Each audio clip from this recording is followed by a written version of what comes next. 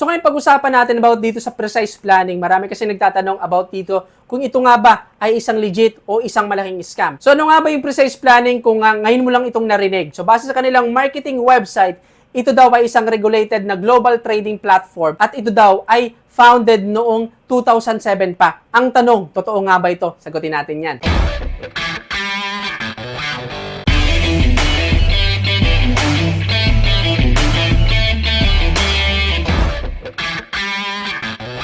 Ngayon, sagutin na natin agad, scam ba o legit ang precise planning? No, para sa akin, nakikita ko ng precise planning ay isang fake na trading platform at isang Ponzi scheme. Ibig sabihin, may isama ko ang precise planning sa mga sandamakmak na scam na platform na nagsara na at magsasara pa lang. Paano ko nasabi na ito ay isang fake na trading platform at kabilang sa mga Ponzi scheme na isang uri ng scam? No, pag-usapan natin ang mga red flag na nakita ko dito sa loob ng precise planning. Unang red flag ay ang data market feed at data source na ginagamit ng precise planning ay synthetic o server control lang. Anong ibig sabihin nito? Lahat ng makikita mo dito sa loob ng precise planning ay hard-coded. Para kumita ka kasi dito, kailangan mo mag-manual trade o gumamit ng AI trading nila. So dahil fake ito at control lang nila yung lahat ng data sa loob ng precise planning, para kumita ka dito, kailangan mo pa rin ng trading signal na manggagaling din sa kanila, which is yung binibigay nilang signal ay nakaset up na para kumita ka. Ngayon, para mas maunawaan mo kung paano nagra-run yung loob ng precise planning, pag-usapan natin yung tatlong server na nagko-connecta para mag-run ang fake na trading platform nila. Una ay yung API server gamit yung domain name na ito. Ito yung back-end API ng precise planning kung saan dito dumadaan ang mga authenticated na action katulad ng pag-create ng order na buy o sell. So basically, itong URL na ito ay para mag-submit lang ng buy o sell request sa loob ng platform.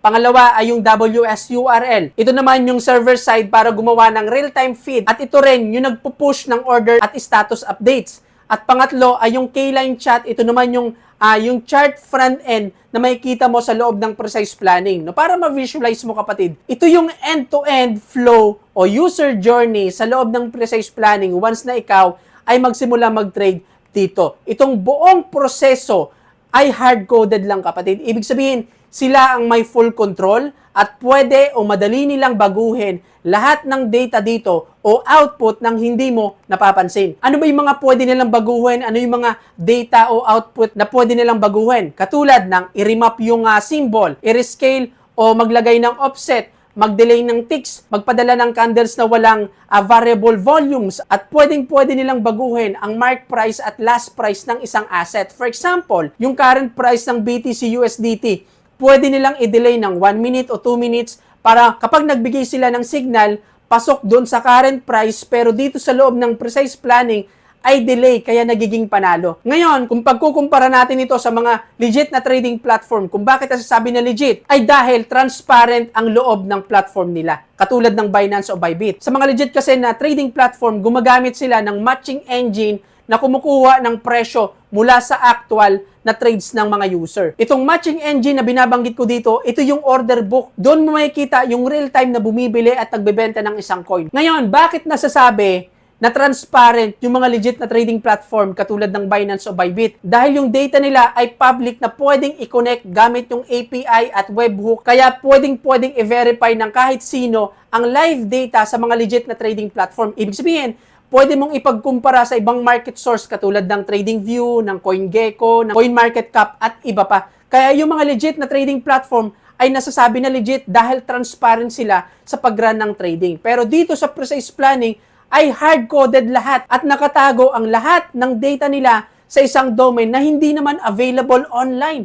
Walang order book, walang trade history at lahat ng data na nandito sa loob ng precise planning ay display lang na sila rin mismo yung gumawa. Pangalawang red flag, trading features at AI claim ng precise planning. So dito kasi may kita mo yung iba't ibang plan ng precise planning kung saan habang lumalaki yung investment mo, lumalaki rin yung percentage ng kikitain mo. Ito po ay isang uri ng Ponzi scheme. Ngayon, bakit Ponzi scheme ang ganitong klase ng structure o plan? Una, lahat na nag-o-offer ng trading bot o AI trading o AI smart trading man yan, na nagpapangako ng guaranteed o fixed return na umaabot ng 30% to 60% ay hindi totoong trading. At ang ganitong klase ng scheme ay nabubuhay lang sa mga investment na magabagong recruit. Ibig sabihin, walang legit na AI trading na makapagbigay ng fixed income. Pangalawa, walang kahit anong trading bot o AI trading o AI smart trading man yan na kailangan mong ilock yung fund mo sa isang araw o weeks o months para lang makapag-trade. Hindi ganito nag-work ang AI trading o AI smart trading. Walang locking mechanism ang kahit anong bot. Ngayon, bakit nilalak yung fund mo? Nilalak nila yung fund mo hindi para mag-trade, kundi para gamitin yung pera mo pambayad sa mga taong nauna, especially dun sa mga recruiter ng platform nito. Pangatlo, sa kahit anong broker, hindi mo kailangan ng activation fee para makapagsimula ng AI smart trading o trading bot. Maliban na lang kung hindi ito broker. Ibig sabihin, platform lang na nag-o-offer ng AI trading, pero dahil kine-claim ng Precise Planning na sila ay regulated na trading platform sa tunay na trading platform katulad ng Binance o Bybit, walang activation fee para lang magamit yung AI strategy. Kumikita kasi yung mga legit na trading platform sa trading fees, sa spread, sa commission, sa swap. So dito, bago pa lang kumita, may kaltas ka na activation fee. Red flag po yan kung pag-uusapan natin yung mga legit na trading platform. Itong ganitong klase ng fee ay isang uri po ng Ponzi scheme. Okay, pang-apat, contradiction sa sinasabi nila na hindi guaranteed yung profit mo sa AI smart trading pero yung user interface, yung loob ng code ng Precise Planning, yung profit mo sa AI smart trading ay naka-ready na. Ibig sabihin, computed na kung magkano yung percentage ng kikitain mo kung mag-i-invest ka dito. Okay? Red flag po yan para masabi na wala naman talagang trading na nangyayari dito sa loob ng Precise Planning. Panglima, sa buong code ng Precise Planning, wala akong nakitang tunay na market execution pagdating sa kahit anong trading na nangyayari dito. AI smart trading man yan, o manual trade, o galing sa trading signal.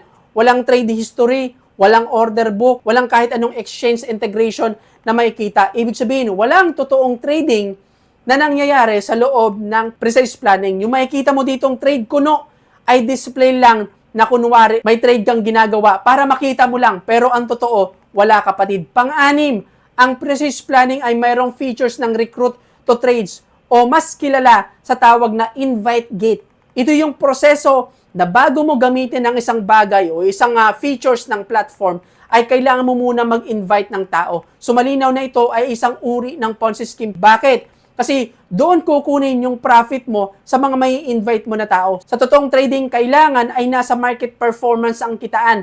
Kung ang platform ay kailangan mag-recruit para magamit o para makapag-trade, ay isang malaking kalokohan yan kapatid. Dito sa Precise Planning, kailangan mo mag-invite ng 1 hanggang 9 na tao para makapagsimula ka mag-invest o mag-trade dito sa loob ng platform. Kung 10 to 19 na tao naman yung ma-invite mo, 14 days ka makakapag-trade. Itong structure na ito ay isang malinaw na uri ng Ponzi scheme. So yan yung mga dahilan kung bakit nasabi ko na yung trading features at AI claim ng Precise Planning ay isang malaking kalokohan, isang malaking fake at isang malaking Ponzi scheme. Pangatlong red flag kung bakit ko nasabi na ito ay fake ay dahil sa referral system nila. Base sa computation sa loob ng code ng Precise Planning, kinukuha ang commission sa deposit ng invite mo na isang sign ng pyramid scheme na hindi nawawala sa isang Ponzi scheme na activity. Uulitin ko ulit na nabanggit ko na po ito sa mga nauna kong video. Ang commission sa referral system, sa tunay na referral system, kung pag-uusapan natin sa trading, ay dapat sa trading fees kinukuha yung commission na binabayaran naman ng trader every close trade. Hindi sa deposit, hindi sa profit ng referral mo. Kasi kapag dito sa deposit at profit ng referral mo, kinukuha yung commission, yan po ay isang malaking red flag, isang malaking kalokohan. Hindi lang yan, dahil sa deposit na nga kinukuha yung commission, pwede pang kumita hanggang third level. Lahat yan ay sign ng isang pyramid scheme. Ibig sabihin, yung perang inilalagay mo dito ay gagamitin lang pambayad sa mga nauna, especially dun sa mga recruiter, dahil ito talaga yung pinaka-source of income ng platform nito. Hindi dahil sa trading fees, hindi dahil sa trading, kundi sa deposit ng bawat isa. Bakit? Uulitin ko, walang trading na nangyayari dito sa loob ng platform. Pang-apat na red flag ay yung kiniklaim nila ng platform nito na ang Precise Planning ay 2007 pa raw nagra-run. Hindi po totoo yan. Kung makikita mo dito sa Whois, ang marketing website ng Precise Planning ay nagsimula noong May 2024 lang at ang platform na ginagamit ng pagtitrade naman ay nagsimula lang noong August 2024. Sa sinasabi nilang 2007 pa ang precise planning. Malaking kalokohan yan, kapatid. So yan yung mga nakikita kong red flag about sa precise planning para masabi ko na ito ay isang malaking fake na trading platform at isang Ponzi scheme na kailangan iwasan, hindi magandang mag-invest at hindi magandang i-promote sa mga tao. Unang-una, hard-coded at control nila yung market feed at data source. Pangalawa, walang tunay na order execution at matching engine na naka-connect sa live market. Lahat ng yan ay gawa-gawa lang nila. Pangatlo, ang deposit at withdrawal system ng precise planning ay internal wallet lang at walang third-party custodian. Pang-apat, ang fee structure ay nakabase sa advance fee at unlock upgrade. Panglima, ang lahat ng trading features at AI claim ay isang malaking fake, walang tunay na AI, walang proof of performance, at walang totoong trading na nangyayari dito sa loob ng precise planning. So kung pag-uusapan natin yung transparency sa platform nito, ito ay isang malaking fake. Lahat ng identity ng platform nito ay fake. Fake ang address, walang malinaw na contact info at lahat ng registration na pinapakita nila ay hindi tunay. Walang patunay na magsasabi na malinaw na regulation o may kakayahan sila magsulisit ang investment sa mga tao. Kaya kung may iwasan mo ang platform nito ngayon, iwasan mo na yan dahil sa mga susunod na araw, pwede maglaho na yan na parang bula. Ngayon, ikaw naman yung tatanungin ko. Ano yung masasabi mo sa platform na ito? Masasabi mo ba na ito ay isang legit na platform at maliban sa kumita ka na?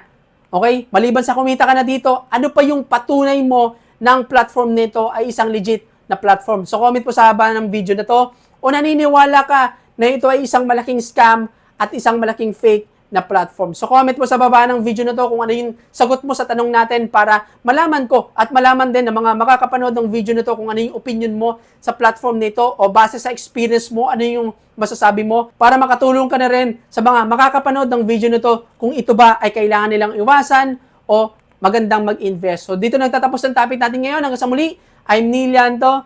Bye-bye!